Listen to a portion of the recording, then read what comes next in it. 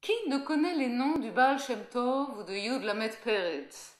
Ces deux grands personnages de l'histoire et de la littérature juive ont certes vécu à près de 2 siècles de distance, mais ils ont en commun leur rapport étroit au chassidisme.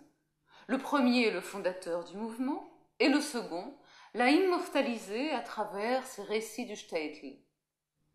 Dès le Moyen Âge, le mouvement des piétistes rhénans, les Chassidei Ashkenaz, que l'on peut qualifier de précurseurs du chassidisme, est illustré par un impressionnant recueil de contes en yiddish, le Maïsebuch, le livre des histoires, dont quelques-uns de ces contes sont traduits en français. Les récits du Baal Shem Tov, toujours en yiddish, rapportés par ses disciples, ainsi que les récits d'autres grands chassidim, constituent un corpus essentiel de la littérature orale de ce mouvement.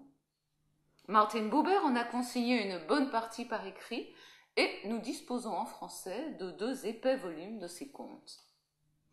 L'arrière-petit-fils du Baal Shem Tov, Rabbi Nachman de Bratslav, nous lègue quant à lui un étonnant recueil de contes, véritable pierre angulaire de la littérature chassidique. À la fin du XIXe siècle, l'écrivain yiddish et hébreu Yud Lamed Peretz redonne ses lettres de noblesse aux contes chassidiques et ouvre ainsi la voie à toute une génération d'auteurs qui vont revisiter à leur manière le monde du chassidisme.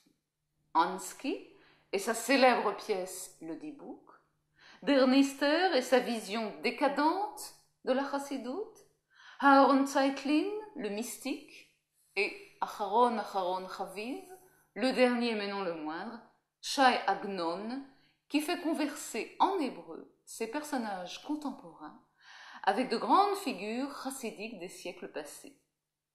Je vous convie donc à partir ensemble pour ce voyage littéraire à travers le chassidisme à partir du mois de mai 2012.